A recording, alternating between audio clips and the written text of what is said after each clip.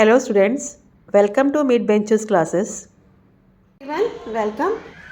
जैसा कि आप जानते हो लेसन नंबर 3 सर्कल कर रहे हैं मैथ्स 2 का, और हमने पूरे प्रैक्टिस सेट कंप्लीट कर लिए। आज हम प्रॉब्लम सेट से स्टार्ट करेंगे विद द एमसीक्यूज। नो, पहला जो क्वेश्चन है यहाँ आपको अल्टरनेटिव्स है एमसीक्यूज। आपको एग्जाम में आपको याद रखना है कि A B C D option रहेगा, तो आपको सिर्फ आंसर नहीं लिखना, आपको सिर्फ ऑप्शन लिखना है, डी ए, बस वही लिखना है, ये याद रखना, ठीक है। Let's start now. Two circles of radii 5.5 and 3.3 centimeter respectively, they touch each other. What is the between their centers? अभी यहाँ बताया नहीं कि आपका वो इंटरनली टच कर रहा है कि एक्सटर्नली टच कर रहा है, तो हमें दोनों तरीके से करना पड़ेगा। सिंपल सी बात है, अगर यहाँ आप देख रहे हो दोनों ऑप्शन यहाँ दिया है, but we will solve, I will explain how to solve it. Let's start now. We are doing practice at question number 1 MCQs। Fine, तो फर्स्ट क्वेश्चन का क्या सॉल्विंग है, चलते हैं स्टार्ट करते हैं। तो 2 सर्कल्स है, हाँ, तो 2 सर्कल्स टच करते हैं each other externally also and internally also, या दोनों टच करेंगे। So therefore distance between centers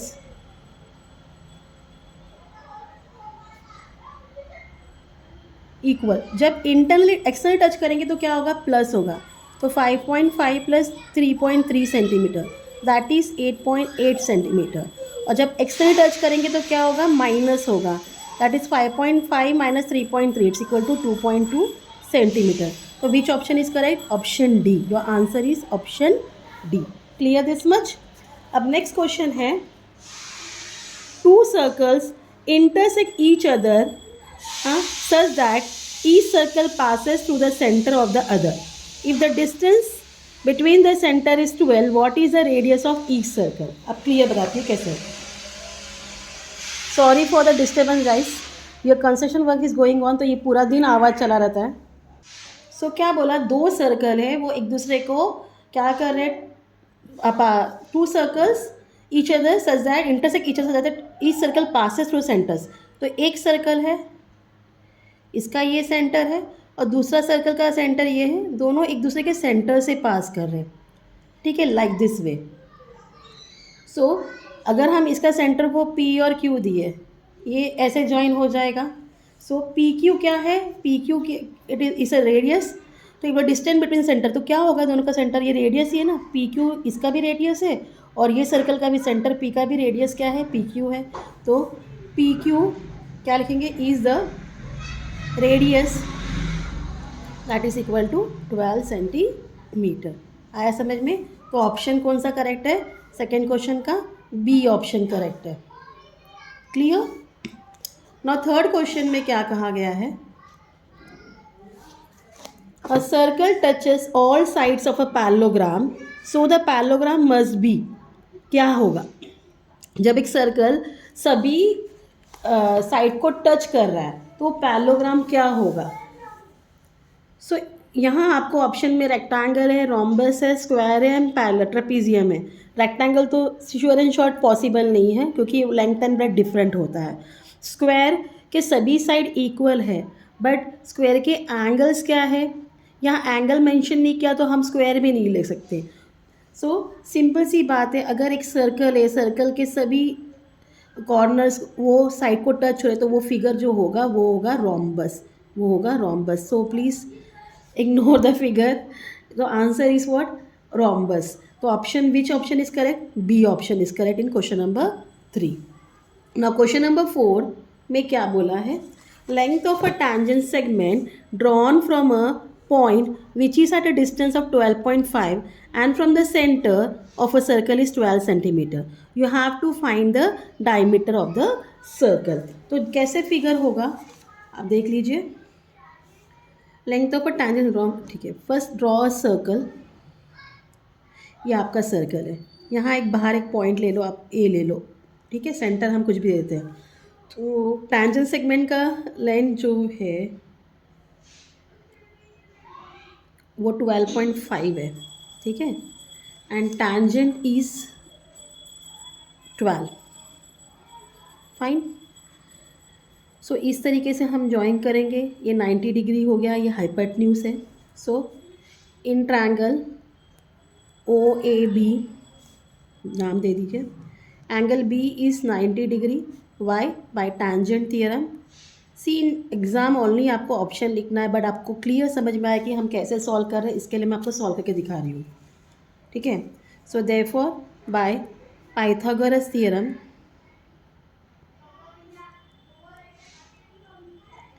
O A square equal O B square plus A B square.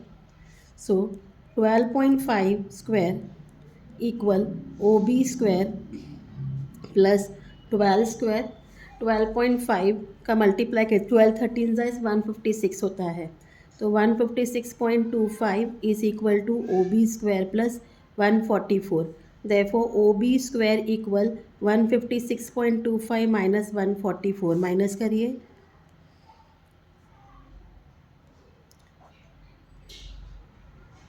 Twelve twenty five किसका स्क्वायर रूट है?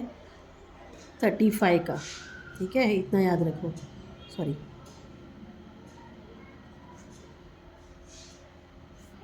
therefore OB is equal to 3.5 centimetre. अगर OB 3.5 है, ये OB क्या है? रेडियस है. हमें क्या ढूंढना है? डायमीटर. तो diameter is equal to 2 into 3.5 that is equal to 7 centimetre. तो option number which is option is correct? C option is correct. तो ये आपका क्वेश्चन नंबर 4 हो गया. अब क्वेश्चन नंबर 5 में चलते हैं. क्या बोला है? If two circles are touching externally, how many common tangent of them can be drawn. कितना कॉमन टेंजेंट हम ड्रॉ कर सकते हैं? बना के देख सकते हैं, देखते हैं. ठीक है, दो सर्कल है, वो एक्सटर्नली टच कर रहे हैं. इससे कॉमन टेंजेंट पहला तो यहाँ बन गया एक टेंजेंट, दूसरा टेंजेंट ये बन गया, एंड तीसरा टेंजेंट ये बन गया. तो कितना टेंजेंट हमने बनाया इसमें? 3 टेंजेंट. तो ऑप्शन क्या है? 3 टेंजेंट बन गया. तो which option is correct? C option is correct. Clear this much. Let proceed to question number 6 now. What has been given here? Angle ACB is inscribed in arc ACB. Okay, किसमें arc में inscribe है? ACB arc में of a circle with centre O. इफ angle ACB is 65 डिग्री, find major arc ACB. हमें major arc ACB ढूंढना है. तो सिंपल सी बात है, इंस्क्राइब्ड है तो आपका फिगर इस तरीके से आएगा. हाँ, angle ACB is inscribed in arc ACB. ठीक है, तो angle major angle ACB will be equal to half of major arc ACB. By which theorem? Inscribed angle theorem. Inscribed angle theorem. Clear? So therefore measure arc AB is equal to 2 into measure angle ACB.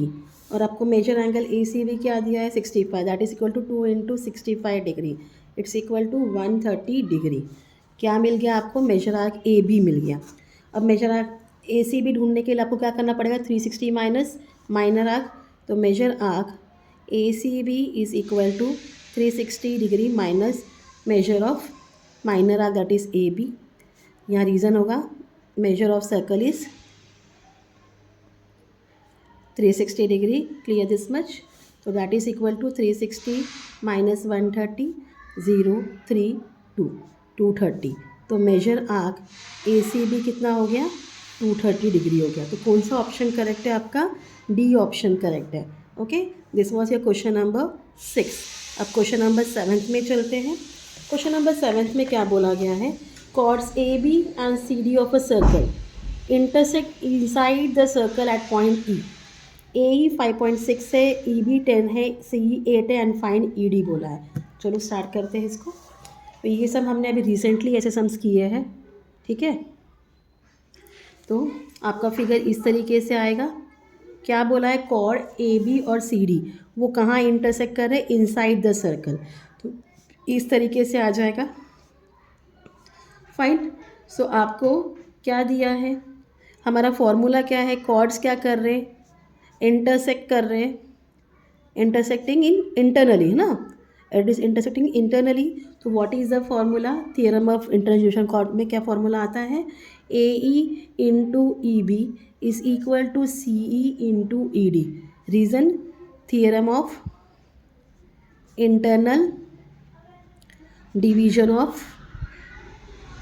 chords. Fine. Now substitute the value.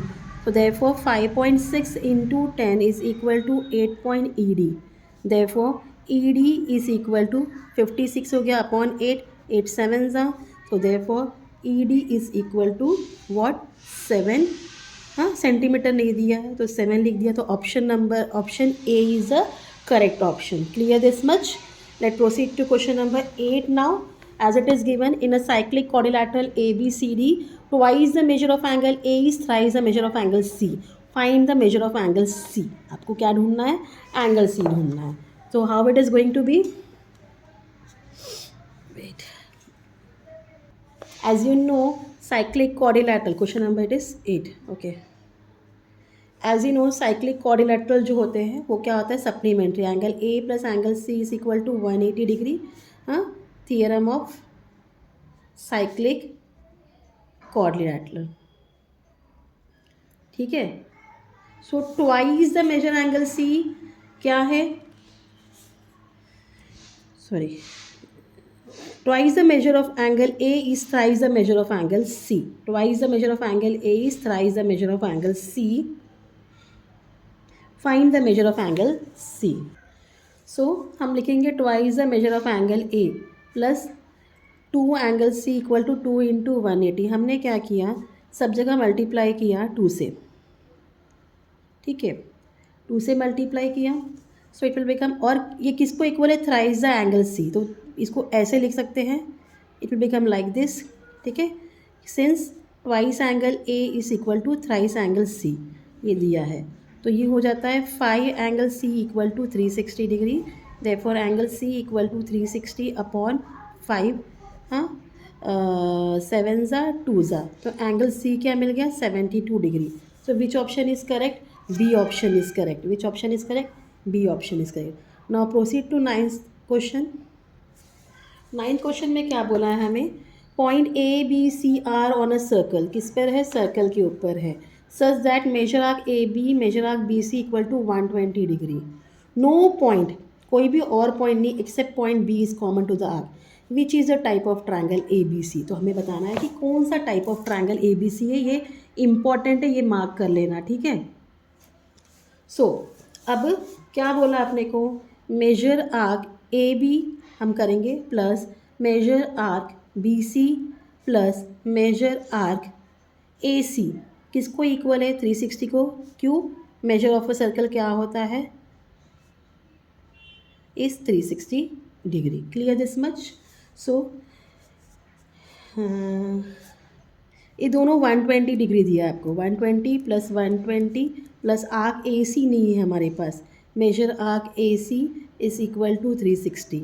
It will become 240 plus measure arc A C equal 360 degree.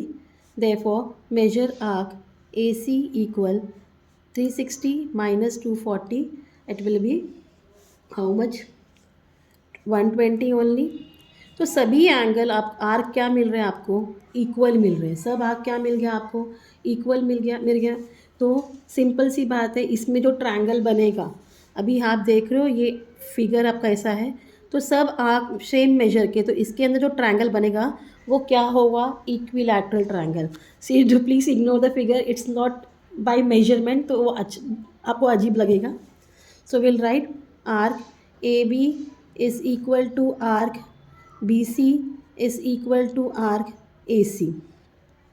So if they are equal, that means segment AB will be congruent to segment BC will be congruent to segment AC. Reason, congruent chords of congruent arcs of a circle are congruent. ठीक है. That means triangle ABC is an equilateral triangle.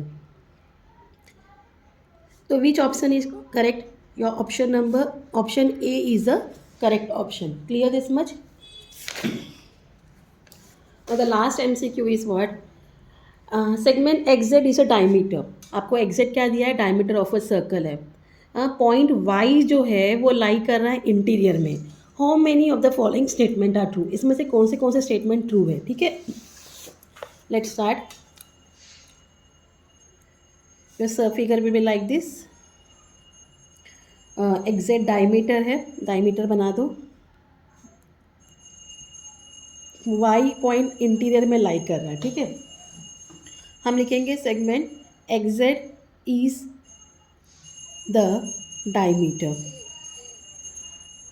Therefore angle XWZ, इसके अंदर जो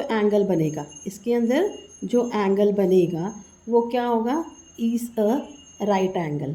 क्यों right angle? जो भी semi circular arc में होता है वो एंगल क्या होता है? राइट एंगल होता है. ये याद रखना है. Angle inscribed in semicircle. ठीक है, इतना part clear. Then since Y कहाँ कर रहा है? लाइज कर रहा है इन द इंटीरियर. तो अब हमने ऐसा कंस्ट्रक्शन कर लिया. लिखेंगे since Y lies in the interior, okay, of triangle WXZ. तो therefore angle XYZ is less than 90 degree. So therefore less than 90 degree है, sorry greater than 90 degree. XYZ क्या होगा? ग्रेटर होगा, इंटीरियर में उसके अंदर है. तो that is angle XYZ is an obtuse angle. ठीक है, it is an obtuse angle.